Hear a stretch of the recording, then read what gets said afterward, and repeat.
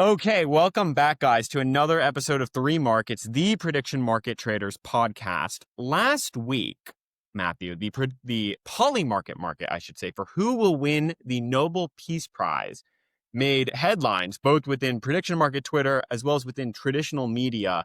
Um, when folks observed a newly created account building a sizable position in Maria Corina Machado less than 24 hours before she was indeed announced the winner of the Nobel Peace Prize. That account moved Maria Corina Machado's chances from less than 4% up to 70% in the matter of hours, leading many to speculate that the account was, in fact, an insider or someone acting on otherwise material non-public information. This has kicked off a debate on prediction market Twitter and in the broader world of markets, I think, around insider trading in prediction markets. These markets are new. The rules and regulations are perhaps a little bit grayer than other markets, although I think we'll get into that with our guests. And the public utility, the social utility of the markets kind of creates a interesting news surface that I think makes this question relevant. So we saw on Twitter a debate between our two guests today, Andrew and Publius, and I'll let you guys introduce yourselves quickly. But we shot a DM to each of these guys and basically said, "Hey, let's take the debate from Twitter and bring it onto the pod." You guys are really approaching, the argument from either side, and there's just an interesting conversation to be had here. So with that said, do you want to add anything, Matthew, or should we kick it right over to our guests? I think the only thing that I'll add is that just how you and I have been having the discussion amongst ourselves, and I think for us we talk about this like at length from time to time. So I'm really excited to hear others' perspectives and chat through this. And like with any good debate, the likelihood that we're changing each other's position on it may or may not happen, but that's totally okay because I think what's more important is that we just have this discussion and share perspectives and opinions on each other's sides. So really looking forward to it. I'm going to pass it off to Andrew to start off with introductions, and then after Publius. Yeah, totally. So my name is Andrew Young. I'm one of the co-founders of SXBet. SX, for people who don't know, is I guess the second largest on-chain prediction market, mostly focused on sports. Our goal is to reduce the VIG in sports betting down to the cost of compute using essentially blockchain, public blockchains and open source protocols. Happy to be here, and I'll give it to Publius before we get into it on the insider trading side. But excited. Thanks, guys. Publius here. Appreciate you guys having me on. Been interested in prediction markets for a long time. Obviously with Polymarket and now Kalshi kind of dominating the scene, but dating back to Robin Hanson white paper days, always fun. And my background, I work in the M&A space, so have a TradFi off-chain job, and this is just something that stirs my interest. So excited to be debating with someone like Andrew, who obviously with SXBet has a really interesting perspective with peer-to-peer gambling. Okay, maybe for our audience's context, I will tee things up. Thank you guys both for those great intros. With the original thread that we noticed, right? So I saw that Andrew here had quote tweeted someone pointing out the possible Nobel Peace Prize insider kind of pushing those odds up before the announcement. And Andrew wrote, "Insider trading has been rebranded to open information. This stuff is massively destructive to liquidity long-term, adverse selection to the extreme." And Publius then responded here saying, "I'm going to die saying it. Insiders are a feature, not a bug. Get rid of insiders and you get rid of the truth-seeking capabilities a market may have. Remember, prediction markets aren't just for speculation, but tools for decision makers." The thread goes on, but maybe we'll just pause there. Do you each want to kind of introduce your position on this topic? Yeah, totally. I think for us, it's actually a really simple divide. It's, do you care about the truth-seeking properties of prediction markets, which I think Publius is going to sort of argue, and it sounds like he's read all the Robin Hanson papers, and so I totally understand his position on that. Or do you sort of think of the speculators themselves? If you think about it from the truth side, then allowing outsized profits from insider trading, it's actually totally fine, because the prediction market is doing what it's supposed to be doing, which is surfacing valuable information. If, on the other hand, you care about a relatively fair marketplace for speculators, the profits from insider trading have to come from somewhere in a zero-sum game like prediction markets, and therefore it has to come from the other speculators. And as someone who runs a prediction market, I care far more about the speculators than the public good aspect of that is produced from the prediction market. And I think if prediction markets focus entirely on that and instead of their actual users, I'm not sure they're going to be successful long term. So that's essentially my position. Yeah, I like the way that you're framing the two different kind of perspectives on prediction markets. The perspective of the person absorbing the prediction from the market versus the trader. Publius, how do you think about it? Yeah, and I think Andrew framed part of my position well, in that I'm specifically interested in prediction markets for the utility for the observer and not just the speculator, right? So how can that information be used off chain or on chain to hedge a certain position?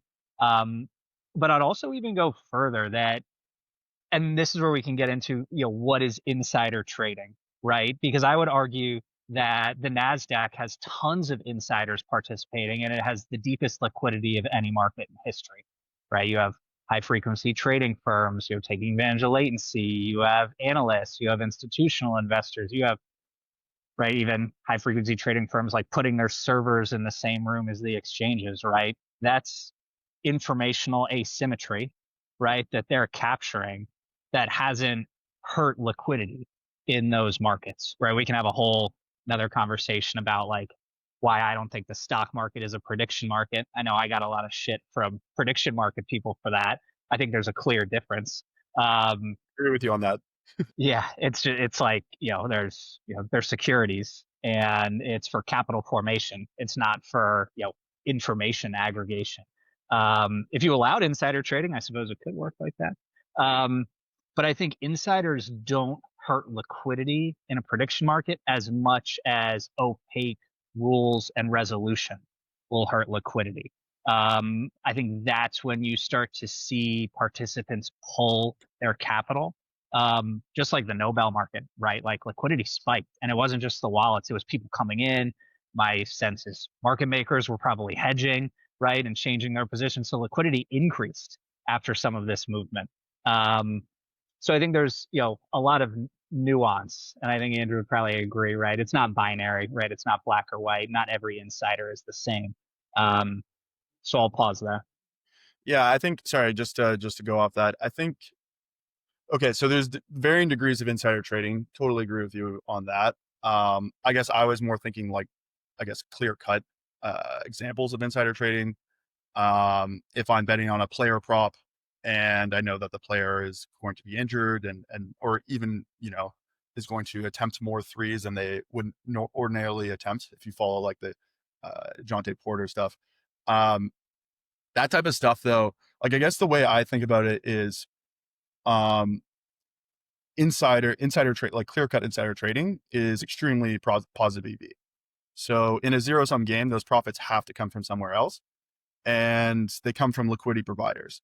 Liquidity providers, to compensate for that loss, have to widen spreads for other markets, and so it therefore hurts all other speculators.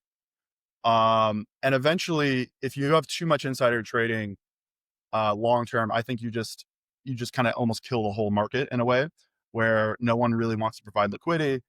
And so, and then you actually lose the long-term predictive ability of prediction markets as well. So it's sort of like you lose both. So yeah, I'm curious what you think about that. Like, what do you think of the long-term implications of insider trading being allowed, and how that relates to, because I totally agree. In the short term, insider trading makes prediction markets incredibly predictive. I don't think you won't get an argument from me on that. My argument is that from the bottom up perspective, it hurts the speculators. And even if you don't even care about that, long term, by hurting the speculators, you also actually hurt the predictability of prediction markets as well. Yeah. And to your point, it's not, there's not it's a non-zero probability that insiders take all of this over and people just walk out with their money as, I know this isn't the topic, but as a crypto degen, seeing Pump Fund do $1 million in revenue today, my first theory is I don't think people are going to walk away. And that's like crazy, blatant insider trading. And that's where, the nuance of what insider trading is interesting, like that Jonte Porter example, right? If people had heard about him doing this, right, that's in information asymmetry. But if he himself, right, is manipulating the outcome of the event, right, I think that's a fear of all markets, right? And you see that in like, prediction markets are going to be regulated by the CFTC, right? So it's not like securities, but futures traders have gone to jail and paid huge fines, not even for like manipulating the outcome of something, but taking like large directional positions to manipulate the prices, right? So there is a regulatory framework that exists to protect individual speculators, and like individual speculators haven't left futures market, even though there's been tons of cases of commodities manipulation. I don't think it's great, obviously, from a societal perspective, if you have someone like on the Nobel Prize committee being like, I'm going to take this position and then change all the votes to make sure the person I took a position on wins. I just don't see that happening. So I think that's the high exception, right? no, Like, sorry. and so this Nobel one, like, I'm not sure if I believe the rumors that someone just like scraped the web data and saw, right, that it was like, the loaded up web page that hadn't been published. That timing seems weird to me, but I think the vast majority of insider trading is just informational edge and not someone manipulating the outcome of the event. Yeah. So I agree with that as well. I guess my challenge to you is there's a lot of like natural hedging in the futures markets. There's a lot of like reasons why someone trading the futures market can essentially generate alpha long term, because there's like I said, the classic example is like the hedging, who effect is willing to be negative EV because it gives them more certainty. My whole point though is prediction markets are gambling, and they actually do produce a social good in the sense of like these prices on things that that are valuable for people to see. But there is actually a history of gambling games becoming very popular and then becoming there's just far too many sharks in the water. And then they like people just take their ball and go home. Online poker is a really classic example. And there's obviously regulatory aspects there too. DFS is another one where it's sort of, and DFS is a really good example too, because there was an employee at DraftKings, for example, who could see everyone's lineup and essentially had like insider information, was able to win these competitions. Crazy.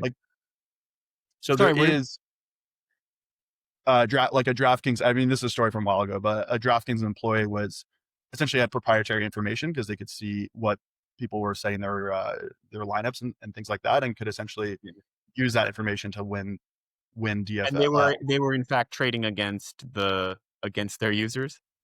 Yeah. I mean, it was just a rogue employee, but I'm just saying, like, there is actually a history of gambling, like the popular gambling games of the day, sort of losing speculation if people feel that it's sort of rigged against them. So I'm just contrasting that futures market where there's natural hedgers who are effectively willing to give up EV for certainty and pricing and things like that. Yeah.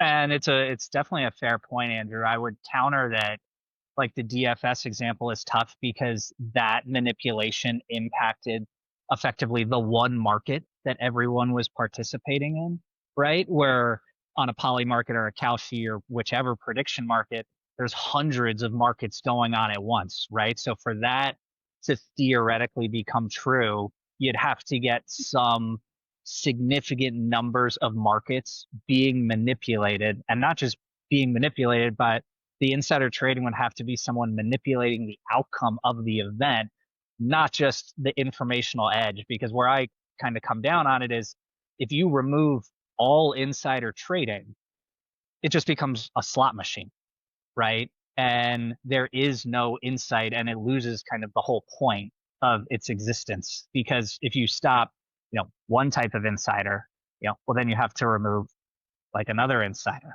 right? Like it is a very slippery slope. I agree. The person who's manipulating the outcome of an event, that's not good for business, right? And it might get to truth faster, but it's not a good business thing. And I would agree that they need to root that out. But I would count it at 99% of insiders just have kind of partial time bound information. They are not impacting the outcome of the event itself. Sorry, you want me? I didn't know if the host want to get in, but yeah, I guess where the line is like material, non-public information. I mean, you get into those whole thing too, where it's like, I guess I don't know if you're sort of conflating like sharp flow with insider flow. Like, I guess that's where I'm kind of confused. Like, I guess to me, like in the sports betting world, you would consider very, very sharp people as toxic flow, but that's not insider trading to me. That's just people who have taken the publicly available information and sort of synthesized it in a better way than the market. Versus insider trading is having like special access to information that no one else has. The example of pulling the data from the website, to me, that would actually, if that's actually was the case, that isn't insider trading to me, because that would fall under like the quote unquote mosaic theory that hedge funds use, where essentially it's like accessing information in a way that theoretically anyone else could, but just doing it sort of better. Yeah. Anyways. Right. There's definitely a difference between an informational advantage and non-public information. Like, I think the truth is we probably don't know to this day, in the case of the Nobel Peace Prize market, whether this person sat on the Nobel Prize committee. It seems like they didn't. So it seems like they don't fit the perfect definition of an insider with non-public information, versus what is being speculated now is that, yeah, they were scraping the websites, or they were brute forcing different URL slugs, and they stumbled into who the winner is, which is kind of public information. If it is on the public web, they now have an informational advantage, but it's not exactly inside trading. And so what I hear you saying, Andrew, is like the informational advantage is fine until it's like a strictly non-public thing. Matthew, do you want to talk about the Survivor 48 market? Yeah, sure. So an example of like some markets that are like, trying to capture like epistemic uncertainty, where, there's some, true answer that lies in wait, and you have others who are participating in it. This is an example of a market where the season actually finished airing 5 months ago, and right now every Wednesday these episodes are coming out, and this is for the previous season. That looks like you pulled up. Survivor 49 on the right hand side is actually what we want to look at. Oh, sorry. That's okay. Yeah, there's so Publius, it sounded like what you were saying before is like, if someone was able to like manipulate the outcome, or let's say they happen to know what the outcome is ahead of time, that might not be good. But there's kind of but versus someone who has like asymmetric information, how do we feel about folks who might be like, the cast and crew? They don't exactly have like an impact on the outcome of the event, but they might have some additional information. Would this be something that like falls into like the insider trading versus like someone who has asymmetric information? The whole series has already been shot. The winner's already determined. So there's a market now for a thing where there are people who explicitly know what the outcome is. If those people are trading in the market, why would I trade against them? Yeah, and Publius, I'm curious here. Yeah. So I definitely, to your point, Matthew, I think there's definitely a difference between an insider manipulating the outcome of the event versus someone that gains access to non-public information, right? Securities markets, obviously the use of non-public information is not allowed, because the whole point of the stock market is capital formation, right? It's not information aggregation. So I personally am actually fine with individuals who get, like, they found out the outcome beforehand, right? And they go participate, because that simply gets the market to truth faster than it would have without it. Now, if I was a participant who bet in that market and got my face ripped off, I might not be super happy. So I could Andrew as a business owner, right? I can totally appreciate that he wants to protect his participants. But my main contention is that not only do I not think it's a bug, I think insiders are a feature, but I don't think it's going to be the drain on liquidity that people fear. If you find 30, 40, 50% of markets this happening to, I might be wrong, right? But right now, today, it very much seems like the exceptions.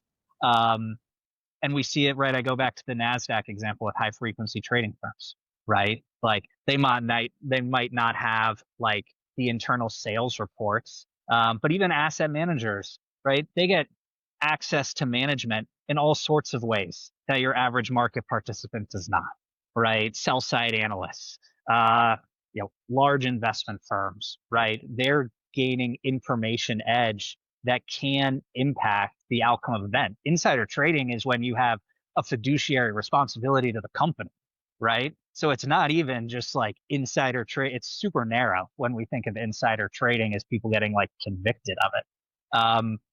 So my main point is I think it's a feature, and I don't think it's going to be a drain on liquidity. In that Survivor example, where the cameraman ended up making bank, and like I don't know how much they made because there's like $250,000 of liquidity in that market. So like whatever they made probably is like 2 years of their salary. So like, I don't know if that's a smart move on their part.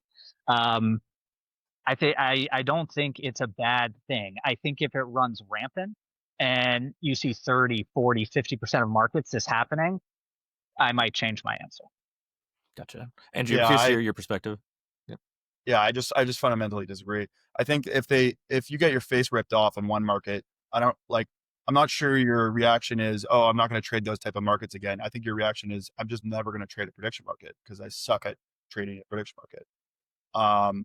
You also have to keep in mind that like if you lose, like, and if that's that's I guess my thesis, and that's I just think that's like natural. Like if someone loses all of their money, there's inherently churn.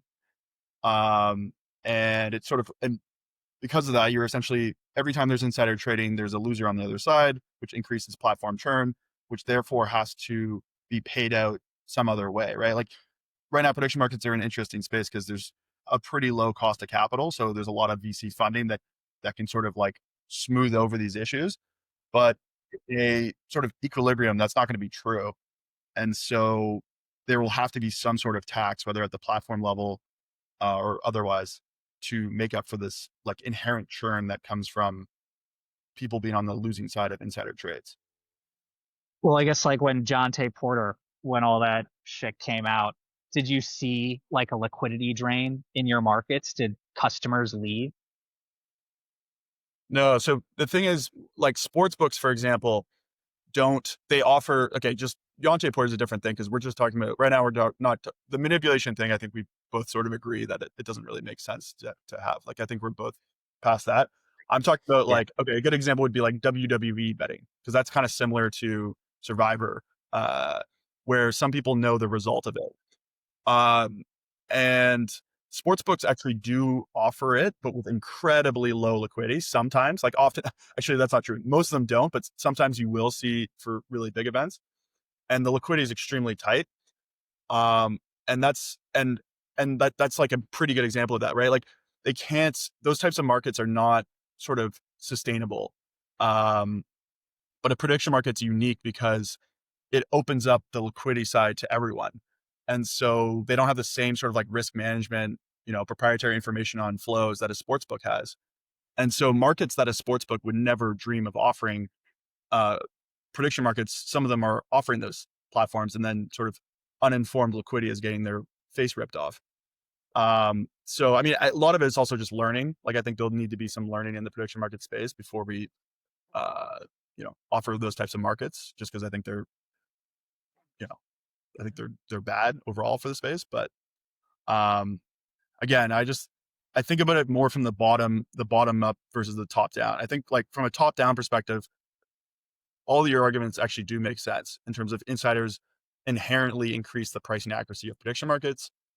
I just think they're a bad place to trade if we have open insider, because their profits have to come from somewhere else, right? Like And prediction markets are already, or like sports betting, which is, there's some obviously material non-public information in the sports betting world, but for a large, it's a much more fair market than WWE betting, for example.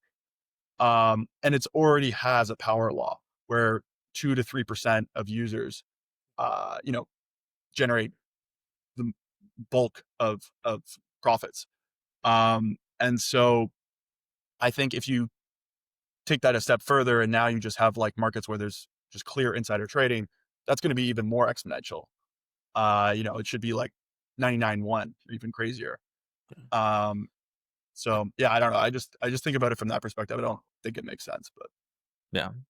That makes sense. So yeah, it looks like we've gone through definitions of insider trading. Publius, I'd like that you introduced that at the beginning of like, let's kind of just start with what our definitions are. And it seems that, there's certain distinctions between asymmetric information and whether someone's an insider. And we've also talked about, Andrew, you mentioned like WWE markets. We just showed like the Survivor market. I'm curious to hear from both of your perspectives. What do platforms like more generalist prediction markets such as Polymarket and Kalshi, what kind of role do we think they have to play when, given that there might be insiders on some of these markets, if there's a role that they should play at all? And I'm going to pass it to Andrew to start with you and then go to Publius. yeah, well, one of the big issues with prediction markets, which is, is good in some respects, is they allow, secondary trading in positions, which is amazing. What's interesting though, if you look at like European betting exchanges, they don't have the same sort of secondary trading of positions that prediction markets have. They are actually able, so like if you bet on a position and then you're in profit and you essentially like sell out of your position, typically the profits are actually restricted. And so you actually get your principal back, but you don't get the full value back right away. They wait until the market is settled before they actually pay you the profits. And the reason why is they need to be able to avoid markets. The classic example is like for tennis betting, where people will retire all the time in the second, first, second, or third set even. And then you need to like void the markets entirely, which essentially means like pay everyone back what they bet on initially. Polymarket and Kalshi are actually not set up that way. They are more like pure play. In Poly's case, I think they use Gnosis conditional token on the back end, which effectively means like it makes it much easier to do secondary traded positions, but it makes it impossible for them to, well, I shouldn't say impossible. It makes it very hard for them to void trades. They have to just set a value that they just voided at. I think Poly does it 50-50 and Kalshi does some sort of like TWAP of the last price or something.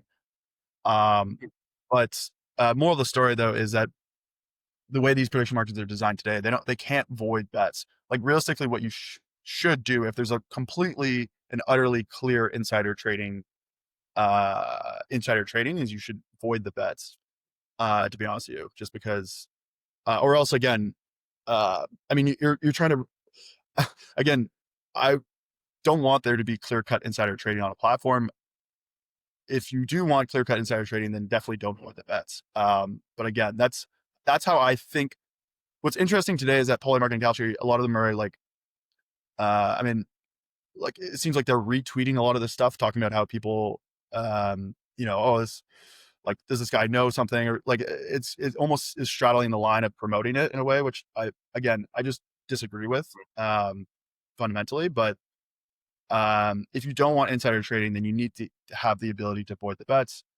I guess if you're pushing that you want the accuracy aspect of prediction markets to be maximized, then you should actually just do nothing about it. Go ahead, Publius. Where I agree with Andrew's point that they have a business decision to make, right? If you don't want insiders, and however you define insiders, which as we've talked about is a whole spectrum, right? It's not a simple binary insider or not insider, right? If you don't want any insiders, right? I'm not sure how you implement something like that. That seems very challenging from an engineering perspective to do, especially because it doesn't really work if you don't have as many participants as possible. But I think Kalshi and Polymarket are very much focused on maximizing the truth-seeking capabilities of these markets. So I don't think they're going to do anything about it.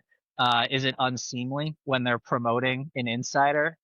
perhaps. And I can understand the individual gambler or predictor, they call them, but they're gamblers, right? Is upset with, losing on a trade like that. But I would say on that Nobel example, like they were going to lose anyways, right? It just happened faster and someone else ended up winning more than theoretically might have happened, but it got to the truth faster. And at the end of the day, to me, that's the utility. And I would argue there's probably less utility with like who wins this season of Survivor versus, what are Fed rate cuts going to be? When you think about election outcomes, right? When you think about, I worked a lot in life sciences and there were biopharmaceutical companies that set up prediction markets for which assets should we put more investment into in clinical trials, right? So there's all sorts of interesting kind of implications for society if you maximize the truth seeking. So for me, it's defer to the truth seeking. If there's someone manipulating the outcome of the event, market manipulation and wire fraud is going to take care of them anyways. So if I'm Polymarket, why do I care about trying to prevent them? Right? The CFTC is going to come after them no matter what. So it's not my job to figure out how to stop them. Yeah, I think that's totally fair. I think again, the long term, I don't know how that's going to work if you allow insider trading in terms of how that's going to work with liquidity formation. I would guess that will actually hurt long term. I think for me personally, like I just grew up as a sports bettor, so I don't like the truth seeking aspects of prediction markets are definitely cool to me, but I more just see it as a way to massively lower the take rate in sports betting, and I think that is actually a good in and of itself. And so I don't like, to me, I would just maximize for the better, which me as a bettor, I would rather trade in a marketplace that is fair or like at least trying to be fair. So that's just sort of fundamentally how I guess SX differs, is that it's more like a, built by bettors for bettors, I guess, in a way, versus like a truth seeking engine. We are coming up on time, but I'll let each of you give kind of a closing statement. Let me just see if I can recap the common ground I think we found, right? If we imagine that two major prediction markets, we won't call them Kalshi and Poly market, but let's say the two major, let's imagine a hypothetical world where one embraces insider trading and takes Publius's side and basically says, the predictive accuracy of these markets, which serve journalists or policymakers even, is very important. We're going to encourage insiders to basically arrive at a resolution, as you're saying, Publius, sooner by contributing their information to the net wisdom of the crowd. And the other market, it says, from Andrew's perspective, we are going to actively work to, ban insiders or to otherwise void markets where insiders have been active because we are looking out for our users. And we're thinking about this second order effect where if people are trading against insiders, they might not be inclined to trade as often. Maybe in closing, you each can just think out loud about which of those two markets do we think would be more successful. I think we've maybe all agreed that one would have greater predictive accuracy, but might the other have more users? So yeah, just really quick. Also, I don't like. It's actually very hard to deal with insider trading after the fact. I just think the platform should try to stay away from markets that can clearly be insider traded, because you're inadvertently sending your users to the slaughterhouse on the liquidity providing side. I mean, at the end of this day, though, like liquidity, like users are, it's up to them to price these things on their own. So I just think that's, but yeah, I mean, I guess to answer your question, Jose, is that it's more like market selection that you sort of choose. That's, I think, really where the differentiation will be.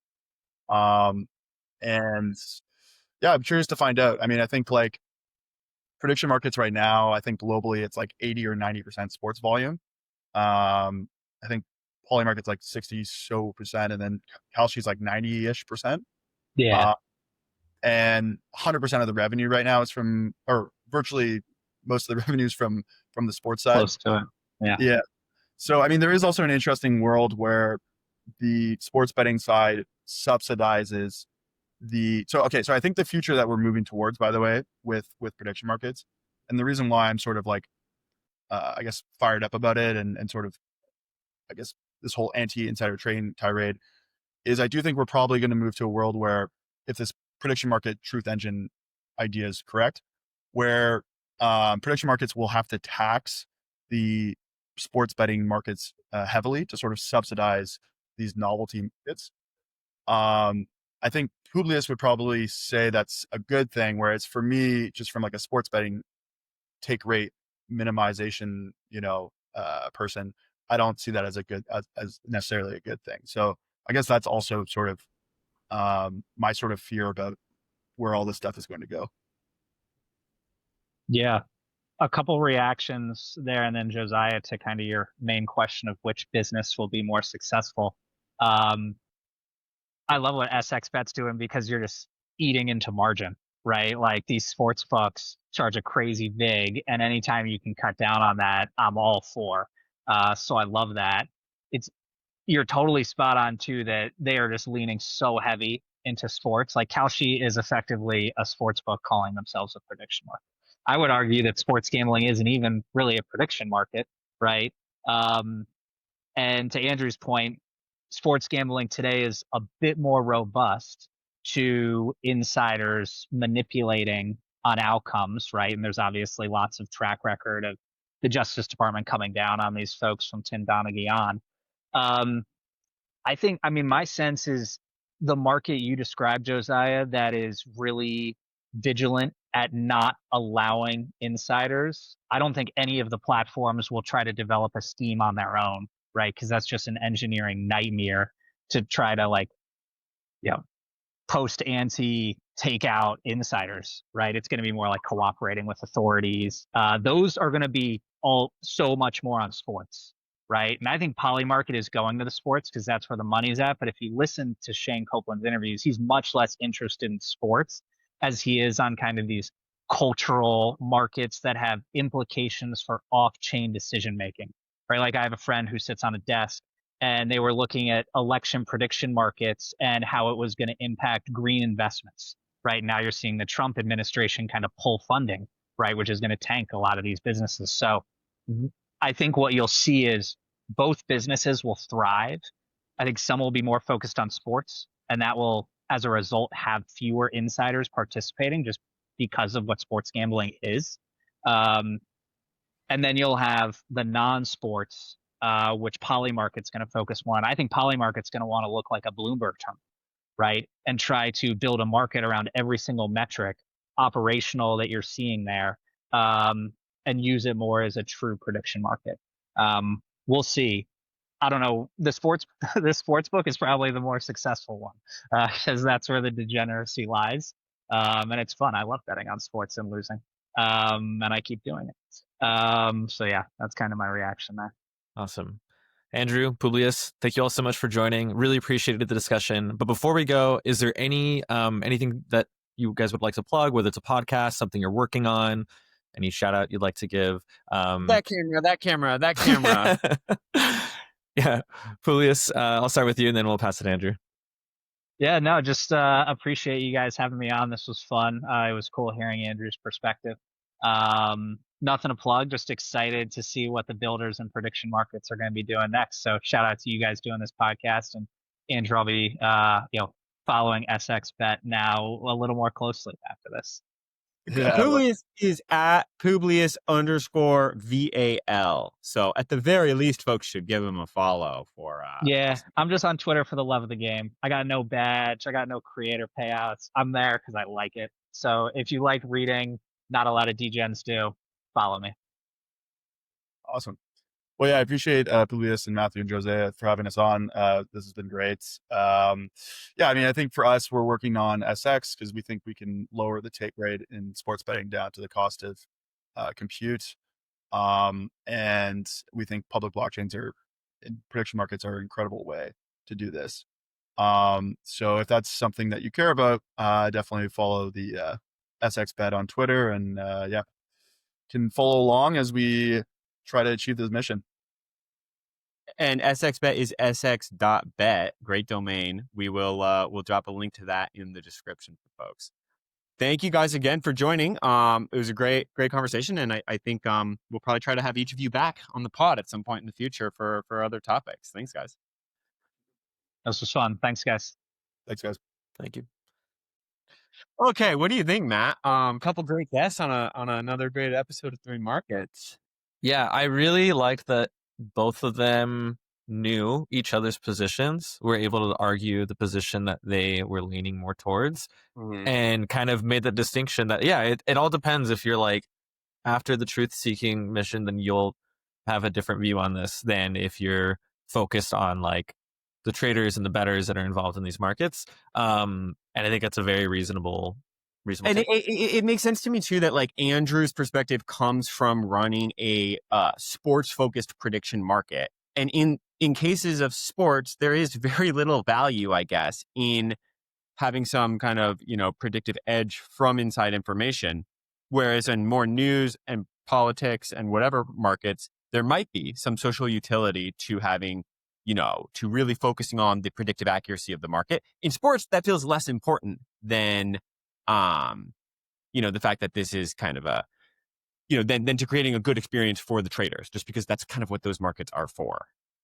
So maybe the distinction that like became clear to me is like, a distinction between markets like sports markets versus markets like geopolitical or like health or, breaking news markets. Definitely. Yeah, I'm super happy to have them on. And yeah, if anyone isn't already following them, go ahead and give them a follow on X. And who knows, Josiah, maybe in another podcast that we join, you and I will debate this very same topic. Absolutely. Cool. Yeah, folks, that's all we have for today. But tune back in next week. We'll be looking at the 3 hottest markets of the week, and I think we'll have a bit of a builder spotlight next week, Matt. Gotta love a builder bringing on some of spotlight. the folks Gotta love a builder spotlight.